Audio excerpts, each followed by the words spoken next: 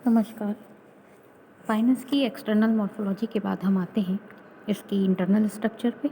तो सबसे पहले रूट का इंटरनल स्ट्रक्चर कैसा होता है। तो रूट की आंतरिक संरचना पाइनस की। तो पाइनस में जो प्राइमरी जड़ पाई जाती है, एक सेकेंडरी ग्रोथ के बाद द्वितीयक वृद्धि के बाद जड़ों की संरचना में परिवर्तन होता है और एक जो सामान्य जड़ें पाई जाती हैं। तो प्राइमरी रूट्स जो होती हैं, सामान्य जड़ें, प्राथमिक जड़ों की आंतरिक संरचना जो द्विबीजपत्री पौधे होते हैं उनकी जड़ों के समान ही होती हैं लगभग। युवावस्था में इन जड़ों का जब ट्रांसवर्स सेक्शन काटा जाता है तो इस तरह से स्ट्रक्चर दिखाई देता है हमको।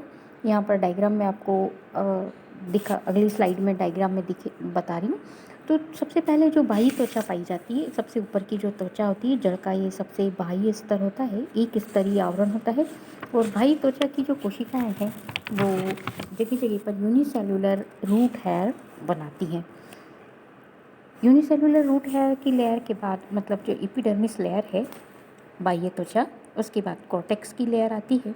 और ये पेरेन्काइमेटस कोशिकाओं की 4 से 5 परत के द्वारा निर्मित होती है, मतलब 4 से 5 स्तरीय क्षेत्र होता है। कॉर्टेक्स की कुछ कोशिकाओं के अंदर रेजिन पाया जाता है, रेजिनेसियस पदार्थ पाए जाते हैं रेजिन डक्ट के रूप में। ये यहाँ पर आप देख सकते हैं कि इस डायग्राम के अंदर ये जो है, ये प्राइमरी रूट की यंग स्थिति में, मतलब जो युवा जड़ें हैं उसमें इस तरह का ये आउटलाइन डायग्राम है। ये बाहरी लेयर है, बाहर की एपिडर्मिस लेयर, एपिडर्मिस की कुछ कोशिकाएं ये इस तरह से ऊपर होकर यूनिसेलुलर एक कोशिकीय रूट हेयर का निर्माण करती है। नीचे की तरफ पेरेन्काइमेटस कोर्टेक्स पाया जाता है। कोर्टेक्स की सबसे, मतलब 4-5 लेयर का कोर्टेक्स पाया जाता है। उसके बाद कोर्टेक्स की जो सबसे अंदर वाली परत है, ये सबसे अंदर वाली परत, ये जो है ये एंडोडर्मिस कहलाती है। और इस एंडोडर्मिस की जो कुछ रेडियल वॉल्स हैं इनके अंदर थिकनिंग पाई जाती है, रेडियल वॉल पर कुछ थिकनिंग दिखाई देती है। इसके अंदर एंडोडर्मिस के जब हम अंदर की तरफ आते हैं तो ये यहाँ पर ये बाहर वाली एंडोडर्मिस बड़ी बड़ी सेल से बनी हुई, अंदर की तरफ 2-3 लेयर की, मतलब एक से अधिक लेयर की पेरिसाइकिल दिखाई देती है। इसके बाद आता है जो रीजन होता है वो वस्कुलर रीजन, ये वाला, ये जो अंदर दिख रहा है हमको वस्कुलर रीजन। तो वस्कुलर टिश्यू जो है जड़ के केंद्र में, सेंटर में पाया जाता है। और सेंटर में 2 से 4, यहाँ पर डायग्राम में हमको 2 वस्कुलर बंडल दिखाई दे रहे हैं, तो 2 से लेकर 4 वस्कुलर बंडल इसमें पाए जाते हैं। और वस्कुलर बंडल होते हैं वो रेडियल होते हैं, संवहन पुल, रेडियल संवहन पुल होते हैं, जिसके अंदर प्रोटोजाइलम आगे द्विविभाजित होकर और एक वाई के समान संरचना बनाते हैं। यहाँ पर जाइलम जो है और जो प्रोटोजाइलम द्विविभाजित होता है, तो द्विविभाजन के बीच में, दोनों भुजाओं के बीच में रेजिन डक्ट पाई जाती है। ये यहाँ पर आप एक गोल डायग्राम देख रहे हैं, गोल सर्कल, ये रेजिन डक्ट है, ये जाइलम है। और रेडियल वस्कुलर बंडल है तो कैसे होगा, एक जाइलम का बंडल होगा, दूसरा फ्लोएम होगा। इसी तरह से ये जाइलम है यहाँ पर और ये फ्लोएम है। तो ये यहाँ पर इस तरह से ये बाइफर्केशन दिखाई देता है, द्विविभाजित, और बीच में ये रेजिन डक्ट। इसके बाद जो जाइलम है वो केवल ट्रैकेट से बना हुआ होता है और वेसल्स इसमें अनुपस्थित होती हैं। इसी तरह से जाइलम स्ट्रेंड के एकांतर स्थिति में, ये जाइलम है, इसके एकांतर क्रम में ये फ्लोएम पाया जाता है, ये जाइलम, ये फ्लोएम, इस तरह से फ्लोएम स्ट्रेंड पाए जाते हैं। और इनकी संख्या, फ्लोएम की जो संख्या है, फ्लोएम बंडल्स की जो फ्लोएम स्ट्रेंड्स जो पाए जा रहे हैं, इनकी संख्या जाइलम स्ट्रेंड के बराबर होती है। मतलब यदि 2 जाइलम के बंडल हैं तो 2 ही हमको फ्लोएम के स्ट्रेंड्स दिखाई देंगे। फ्लोएम जो है वो चलनी नलिकाओं से, मतलब सीओ ट्यूब से और फ्लोरन पेरेन्काइमा से निर्मित होता है और कॉम्पेनियन सेल का इसमें अभाव होता है। ये तो प्राइमरी रूट का स्ट्रक्चर हो जाता है कि ये यहाँ पर फ्लोएम है, ये जाइलम के बंडल इस तरह से, और जाइलम की स्थिति जो है वो प्रोटोजाइलम सेंटर की तरफ होगा और मेटाजाइलम परिधि की तरफ होगा। इसके बाद जब इसके अंदर सेकेंडरी ग्रोथ, द्वितीयक वृद्धि हो जाती है, तो द्वितीयक वृद्धि के बाद जो जड़ों की संरचना है द्विबीजपत्री जड़ों में जिस तरह से द्वितीयक वृद्धि होती है उसी तरह से यहाँ पर भी द्वितीयक वृद्धि होती है। तो यहाँ पर जो द्वितीयक वृद्धि है, जड़ों में मेटाजाइलम के विभेदन के पहले ही प्राइमरी जाइलम और प्राइमरी फ्लोएम के बंडलों के बीच की, जाइलम और फ्लोएम के बंडलों के बीच की जो सेल्स है, मतलब ये जो प्राइमरी जाइलम और प्राइमरी फ्लोएम, ये जाइलम और फ्लोएम के बीच की जो ये पैरेन्काइमेटस कोशिकाएं हैं, ये मेरिस्टेमेटिक हो जाती हैं और कैम्बियम की तरह कार्य करने लगती हैं। ये कोशिकाएं विभाजित होकर अंदर की तरफ, मतलब सेंटर की तरफ सेकेंडरी जाइलम का निर्माण करती है और बाहर की तरफ सेकेंडरी फ्लोएम का निर्माण करती है। सेकेंडरी जाइलम की ट्रैकेट्स जो है अपेक्षाकृत चौड़ी और लंबी होती है। इनके टिश्यू में, इस टिश्यू में अनेक, मतलब जाइलम के बीच बीच में अनेक पतली एक पंक्ति की यूनिसीरिएट मेडुलरी रेज पाई जाती है और द्वितीयक ऊतक के निर्माण से, सेकेंडरी टिश्यूज़ का जो निर्माण होता है उसके कारण से जड़ की मोटाई में वृद्धि होती है।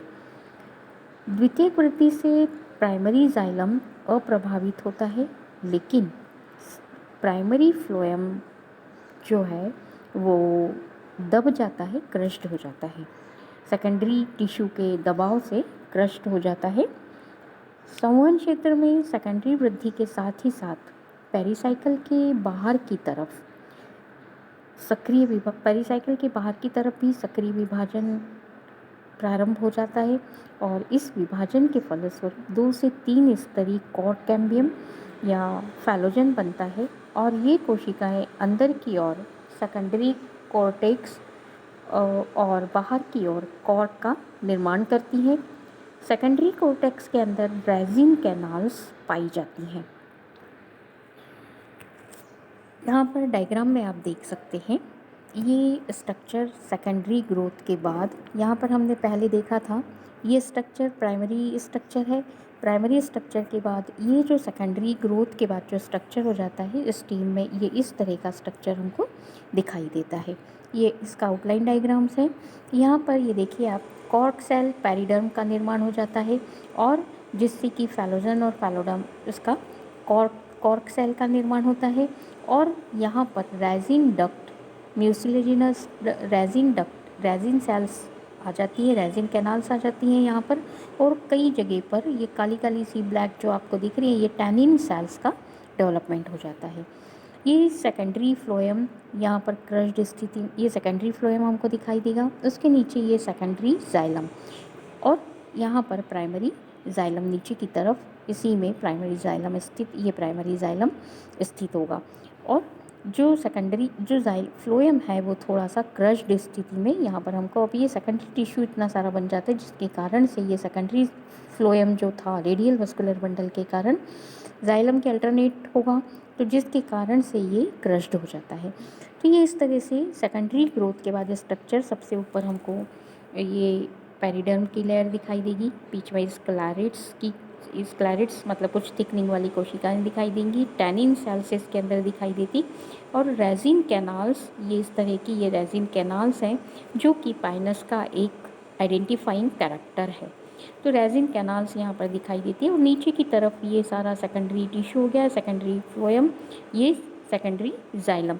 इसके बीच बीच में ये आपको यूनिसीरिएट, मतलब एक ही लेयर की, एक ही पंक्ति की या एक ही लेयर की ये मेडुलरी रेज दिखाई देती हैं। ये बीच बीच में जाइलम के बंडलों के बीच बीच में ये मेडुलरी रेज दिखाई देती है। एक ही पंक्तिक होती है, ये यूनिसीरिएट होती है मेडुलरी रेज। इसी कारण से ये जो वुड बनती है इसको हम कहते हैं पिक्नोजाइलिक वुड।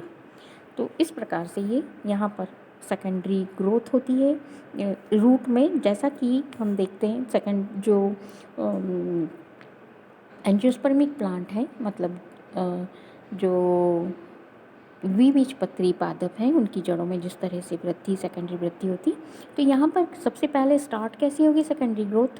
तो ये जो जाइलम है यहाँ पर और ये जो फ्लोएम है, इनके बीच में यहाँ पर जो सेल्स होती हैं दोनों तरफ से, ये पैरेन्काइमेटस सेल्स मेरिस्टेमेटिक होकर कैम्बियम की तरह कार्य करने लगती है। और इसके कैम्बियम की तरह कार्य करने के कारण ये प्राइमरी जाइलम तो एज इट इज़ इसी तरह से रह जाता है, लेकिन ये बाहर की तरफ, इधर बाहर की तरफ ये सेकेंडरी जो कैम्बियम, ये जो कैम्बियम सेकेंडरी अंदर की तरफ जो है वो सेकेंडरी जाइलम का निर्माण करती है और बाहर की तरफ सेकेंडरी फ्लोएम का निर्माण करती है। तो इस तरह से इसके अंदर पाइनस की रूट में सेकेंडरी ग्रोथ, द्वितीयक वृद्धि होती है। धन्यवाद।